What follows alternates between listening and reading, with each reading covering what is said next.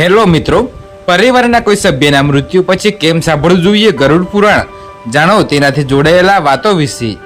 તો મિત્રો, એવું માનવામાં આવે છે કે મૃતકની આત્મા 13 દિવસ સુધી ઘરમાં જ રહે છે અને એટલા માટે ગરુડ પુરાણનો પાઠ કરવામાં આવે છે।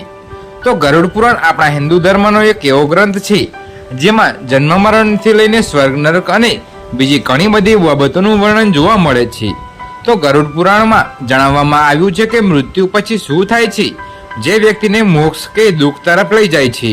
તો તમને જણાવી દઈએ કે ગરુડ પુરાણમાં કુલ 19,000 શ્લોક છે, જેમાં એવા 7,000 શ્લોક છે જે વ્યક્તિ માટે જ્ઞાન, ધર્મ, નીતિ, જીવન, આદર, સદાચાર, ત્યાગ અને તપનું મહત્વ દર્શાવે છે।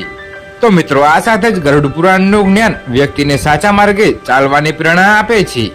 જ્યારે પણ ઘરમાં કોઈ પરિવારના સભ્યનું મૃત્યુ થાય છે એ સમયે ગરુડ પુરાણનો પાઠ 13 દિવસ સુધી કરવામાં આવે છે। સાથે જ પરિવારના બધા સભ્યો સાથે બેસીને પાઠ સાંભળે છે। તો તમને જણાવી દઈએ કે શાસ્ત્રોમાં કહેવામાં આવ્યું છે કે ગરુડ પુરાણનો પાઠ કરવાથી મૃતકની આત્મા આ શક્તિમાંથી મુક્તિ મેળવીને મોક્ષ પ્રાપ્ત કરે છે। તો એવું માનવામાં આવે છે કે મૃતકની આત્મા 13 દિવસ સુધી ઘરમાં જ રહે છે અને એટલા માટે ગરુડ પુરાણનો પાઠ કરવામાં આવે છે।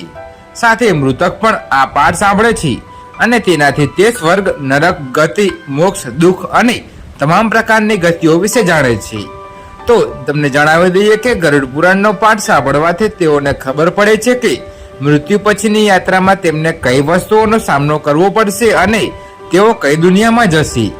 જ્યારે પરિવારના કોઈ સભ્યના મૃત્યુ પછી ઘરમાં ગરુડ પુરાણનો પાઠ કરવામાં આવે એ સમયે મૃતકની સાથે પરિવારના સભ્યોને પણ ખબર પડે છે કે મોક્ષ શું છે અને મૃત્યુ પછી કયા પ્રકારના કાર્યો કરવાથી મોક્ષ મળી શકે છે।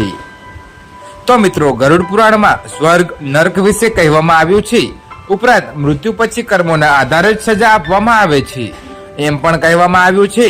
ગરુડ પુરાણમાં ભગવાન વિષ્ણુ દ્વારા જણાવવામાં આવ્યું છે કે કઈ કઈ વસ્તુઓ વ્યક્તિને મોક્ષ તરફ લઈ જાય છે।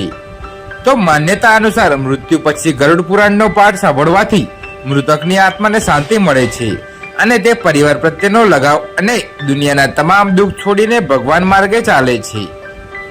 જો કે શાસ્ત્રોમાં કહેવામાં આવ્યું છે કે કેટલાક લોકોની આત્મા મૃત્યુ પછી તરત જ બીજો જન્મ લે છે, તો કેટલાકને 3 દિવસ, કેટલાકને 10-13 દિવસ અને કેટલાકને 1.25 મહિના લાગે છે। તો આ સાથે જ જો કોઈ વ્યક્તિ અકાળે મૃત્યુ પામે છે તો તેને બીજો જન્મ લેવા માટે 1 વર્ષ લાગે છે।